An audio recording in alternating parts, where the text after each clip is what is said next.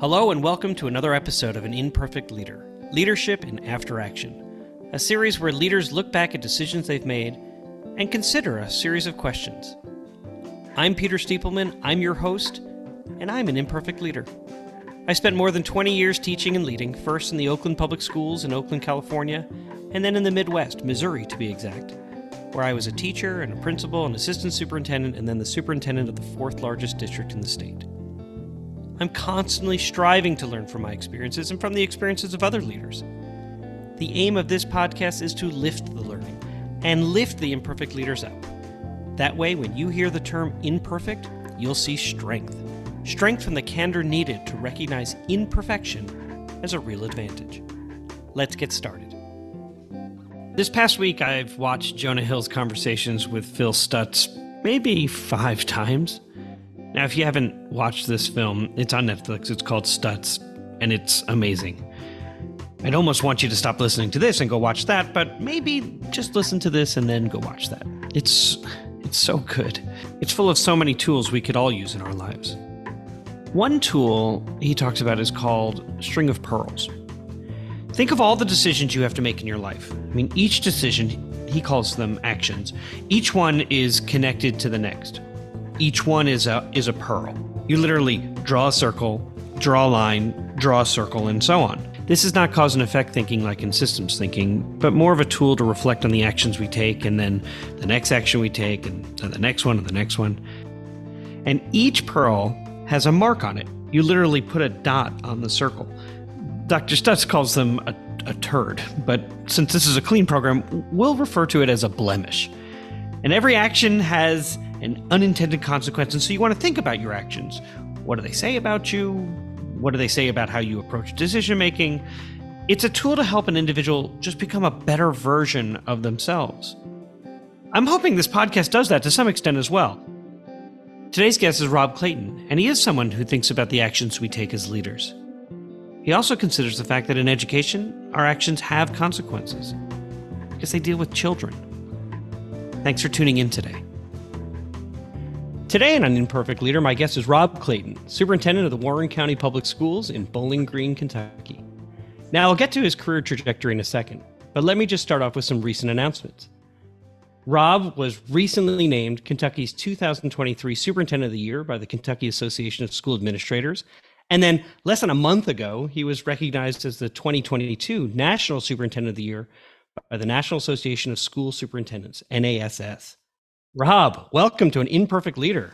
Thank you, Peter. It's great to meet you and look forward to speaking with you. Well, Rob, that is a lot of recognition in such a short time. And the more I read about you, I can tell it is so deserving. So congratulations. Under your leadership, your school district has seen a 25% growth in students, which now number about 18,000 in grades pre-K through 12, representing 103 different languages. You know, managing and leading that kind of growth requires a lot of skills. It takes, as a recent guest on the podcast, Quentin Shepard said, the ability to balance complicated and complex. In the leadership model that I've been using to advise others, there's a dimension called collective aspiration. And inside that dimension is a term, shared images of success. And so for superintendents tasked with leading such growth, they have to pay attention to the goals of the district and ensuring that everyone is clearly aligned to where you're headed. And so I'm wondering, would you talk a little bit about how you do that? I mean, specifically, talk about the process that you use to make sure that despite the growth and the $200 million of new facilities, that everyone, including your Board of Education, has a shared image of what success looks like in Warren County Public Schools. Peter, I think the first and maybe most important aspect of that is really understanding that not one single individual has the leadership capacity to lead a complex organization. So from day one, we've really tried to identify how best to lead from a collaborative approach. Nothing revolutionary, but at the end of the day, you do need to be very intentional and systemic in terms of how you build a collaborative leadership climate within your district. And I think as the organization continues to grow, I find that to be even more and more critical. In terms of the growth, we use that shared leadership model to not only help us identify potential unintended consequences, but to ensure that we do have a clearly well-defined process for achieving the goal. I spent just Wednesday all day with Sean Covey, internationally acclaimed leadership expert, and of course, one of his more recent books, Four Dimensions of Execution. The reality from that conversation is we've tried to approach our leadership from a similar standpoint in terms of, I think what he would share with you first and foremost is, develop a wildly important goal, I believe is the term he uses. But for us, it's really determine and state what the expectations are for achieving a goal. And then we implement a process, what we want to be a well-defined process for achieving that goal. And then we monitor it for success and then hold people accountable. And again, those coincidentally really fit that model of the four disciplines of execution. We've learned that communication's the key. It's ensuring that communication's clear, timely, certainly informative. And then I've learned that when you fail to do that, that's when you find yourself in a position where you're really chasing the next issue, or in some cases, the next problem. And as you had mentioned, we do have a high percentage of English language learners, and that is a big part of our growth here in our school district. And it's that planning and preparation that enables us to ensure that we meet our three priorities as a district, and that's ensuring safety, achievement, and opportunity. So it's interesting. In my district, we had 75 languages, and I thought no one could have more than 75. So when I read that you had over 100, I was like, oh my gosh. So I want to unpack a few things because you use terms like shared leadership, collaboration, communication, and we could have just individual podcasts on each of those items in their own right. I wonder if you would talk a little bit about what shared leadership looks like in your district, because sometimes it's interpreted as, well, I make this decision and I share it out and I expect everyone else to do that. Now, if you have been working with Covey, and it seems very clear that you strip away all of that hierarchy to some extent. Hierarchy has to exist. But to some extent, you strip it away because you want to harvest the wisdom of everybody in your room as a way to make really good decisions, and then share the deployment of whatever that decision looks like. And I wonder, is there a process you use to do that work? How did you learn that? What does it look like? I wonder if we could explore that just a little bit. Oh, absolutely. I will tell you, part of this was learned through experience as a middle school principal. I can still recall sitting at my desk. It was late in the afternoon. Students were gone. Most of the staff was gone.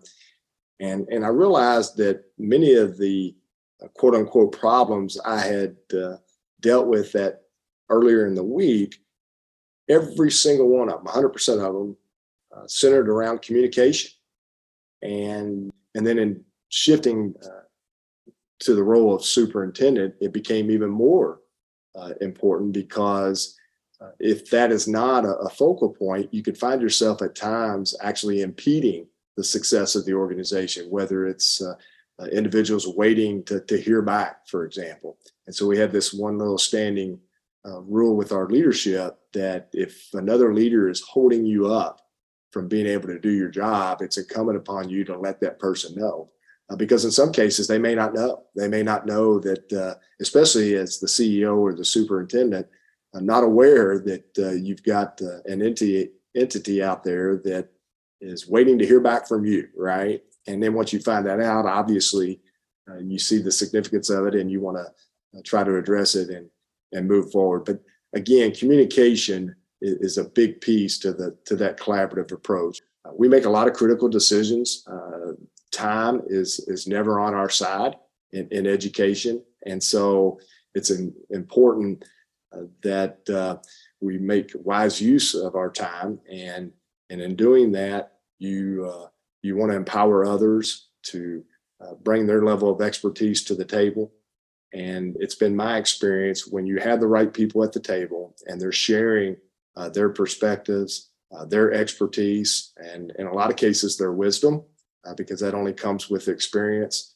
It really makes many of the decisions that we entertain pretty clear in terms of which direction to go. I've often shared with folks that most of the decisions that we make aren't difficult. You're keeping the focus on doing what's best for kids. You're keeping the focus on doing what's best for your staff and your community. Now, even though they're not difficult, it doesn't mean they're not painful.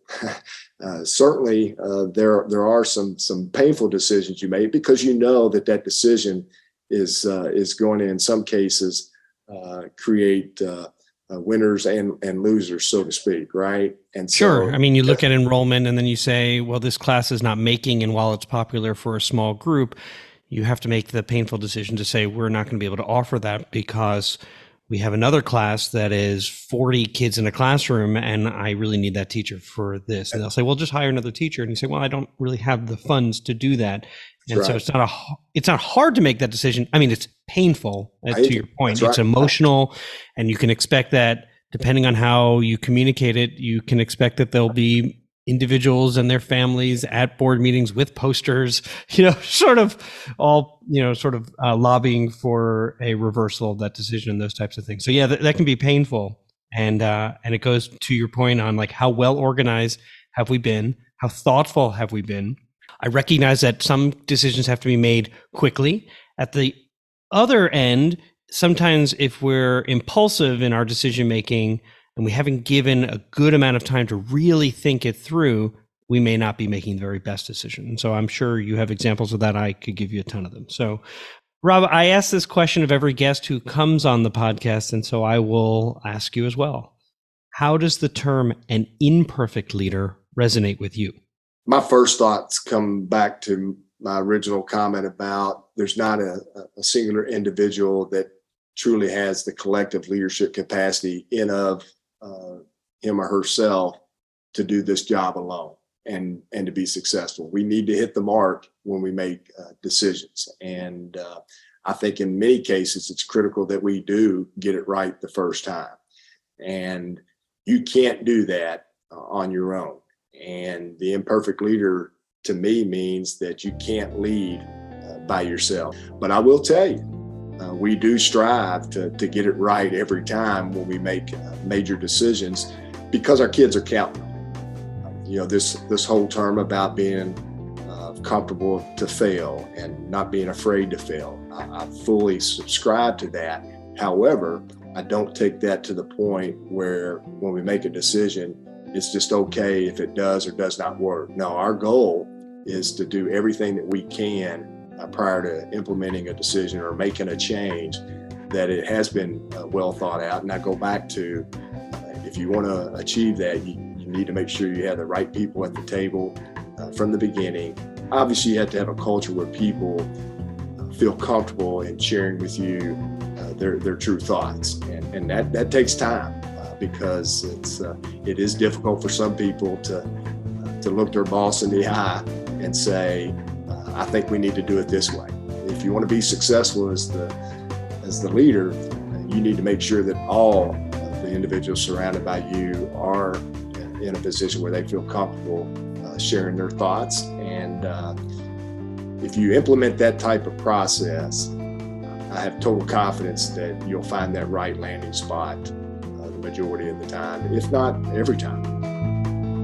An Imperfect Leader, Leadership and After Action is supported by ILAA, a firm dedicated to supporting aspiring new and established leaders. For more information, please find them at human-centeredleaders.com. We're back for segment 2 of An Imperfect Leader called Imperfect Leadership in After Action. My guest is Rob Clayton, the superintendent from Warren County, Kentucky. And in this segment, we ask our guests to deconstruct a decision they had to make, and then we discuss it. So, Rob, I wonder if you'd walk us through what happened. Well, I'll take us back to my days as a middle school principal, and had a group of teacher leaders that had come to me and wanted to change a process in our school. And based on the collective experience of these individuals and the information that they had shared with me, in little time, I went ahead and made a quick decision that sounds like it's best based on your experiences. You guys have been in this role longer than me. And so I gave them the autonomy and authority to run with changing that process within their team structure. But then fast forward 3-4 months later, learned that didn't really achieve the desired outcome. And I did question why I didn't take more time to understand what the challenge was, and then potentially offer some guidance in moving forward. And what I learned from that was pretty clear, and that is, ask yourself that fundamental question: do I have all the people at the table to make a good informed decision? And I thought at that time I did, because I thought it involved their team, and those were the individuals that were discussing it with me. And what happens then is you pivot back to the process that was being implemented before.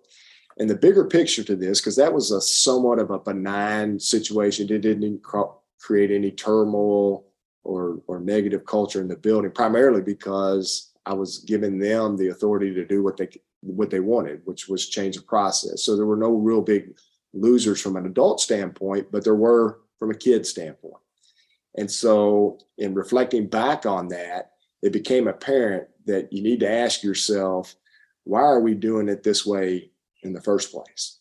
Because what you may find is there was a good reason why this was the current process. Now, at the same time, we don't want to lead the other way, that, okay, we've been doing this for 10 years, so it must be the best way, right? Because if you do your research, in some cases, you would find out that there's some processes perhaps that are occurring in your organization that are simply being done only because it's the way we've always done it. But I go back to just taking the time to ask that key question: why is the process as it is today? And then once you understand that and have a good handle on that, then you can see, if we make this change, does that have a negative impact on what the original purpose was from the beginning?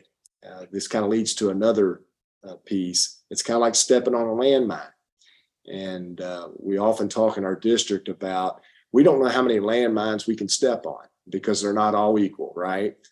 Go back to a superintendent role. Probably not many landmines with your school community that you can step on and maybe survive your job, if you will. Well, principals the same way, directors the same way. And as we all know, you can't lead if people won't follow.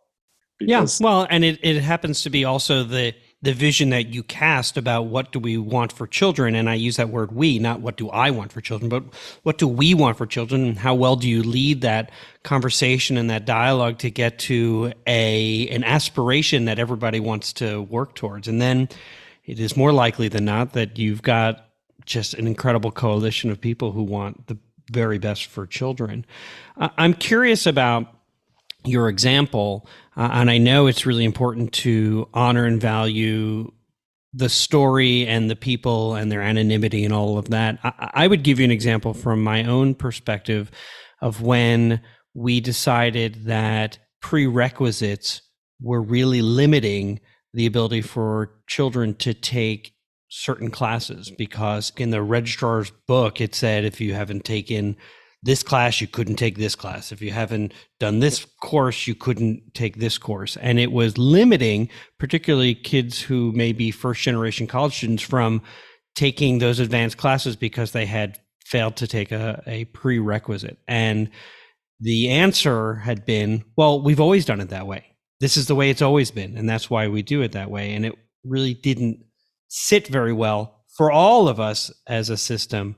And I'm curious, was the example you gave from as a middle school principal, which absolutely can help guide future decisions, particularly when you become superintendent, was it a curricular decision? Was it an instructional decision? Was it how classes were configured? Sure. No, it was an organizational process that had been implemented within the school for quite some time. And what we learned from that is there's a number of implications anytime you make a decision of how it can have impact on others. And in our particular school, space was a major challenge for our staff because of the high enrollment, and then the facility having been built back in the 70s. And we're always looking for opportunities to improve and maximize the amount of class time that we had for our students and our staff, but then also trying to operate in what I would call an orderly fashion. And the comment that you made about making decisions based on, or continuing with the decision based on the fact this is how we've always done it. The challenge there was we didn't want to put students in a class where they didn't have, as you mentioned, the prerequisites or the skills necessary to succeed in that class on paper. But then if you don't demonstrate some flexibility in that, you find that students are capable of a lot more than maybe what we give them credit for, especially if they see a purpose in accomplishing what's before them, right? Right. And if you don't offer support, it's one thing to say, I believe in you. And they say, okay, I'll enroll. That can't be where it stops. It has to be, I believe in you and I'm going to be here for you. We'll make sure you have the support you need so that you're successful. No, absolutely. We're getting ready to launch a new leadership and innovation school. And so we're having these very conversations, trying to ensure that we have the right people at the table as we're designing and developing this particular school. But we're going to be making decisions that we know are going to be winners and losers. For example, do you want the priority to be more access? Because that's obviously important, right?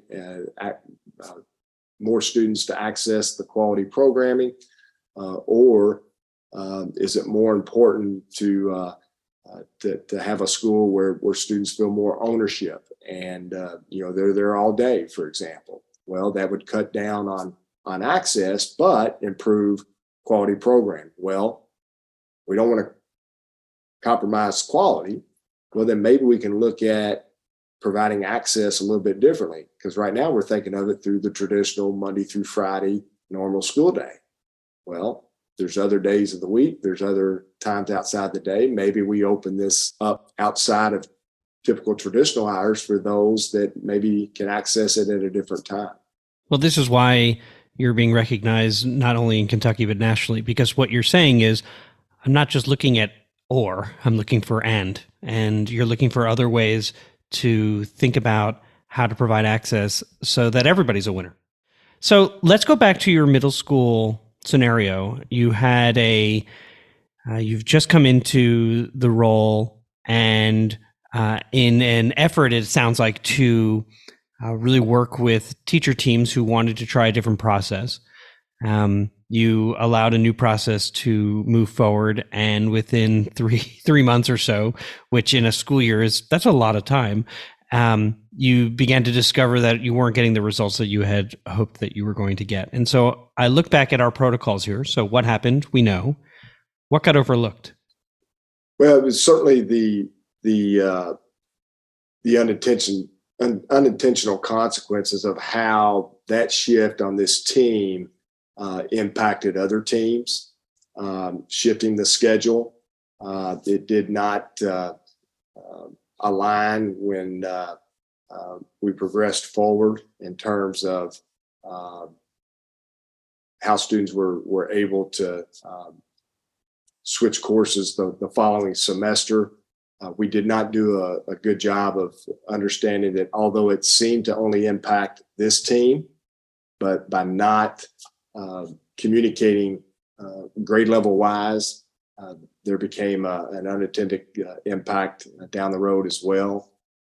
I think, again, it goes back to asking that key question. And then when you make that shift, explaining why we're going back, why it did not succeed as we had intended. I do think it's important.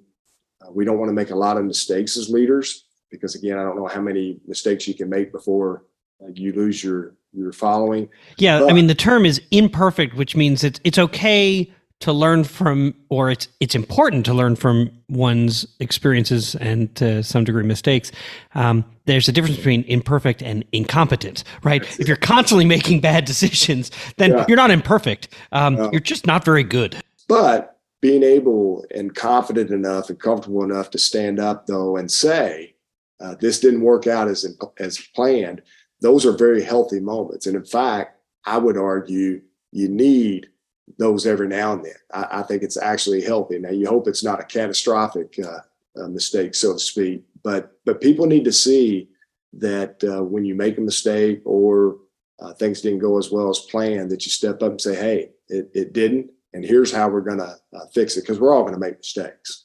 Yes. In the leadership model I anchor myself to, it's referred to as serving as a lead learner, is to say, look, I made a mistake. I own it, and I'm sorry. And boy, that does elevate your status, because there are not that many leaders who will do that. And I do think that those I've had the privilege to talk to over the last few months on this podcast really are just those exceptional leaders that are willing to be vulnerable with the people that they lead.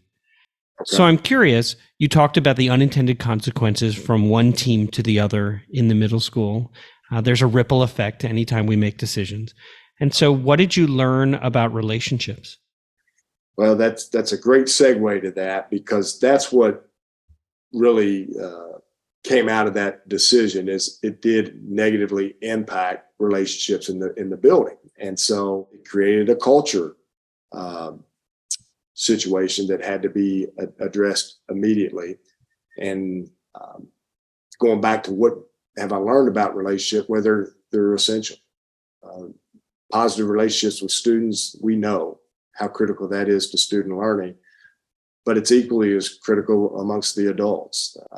We have very high expectations for all students, and there's not a one-size-fits-all model for educating kids, which again requires a great level of expertise on our part, but it requires us to really work closely with one another, build those strong relationships with each other as staff, because they're all our kids. And you want to avoid the we they.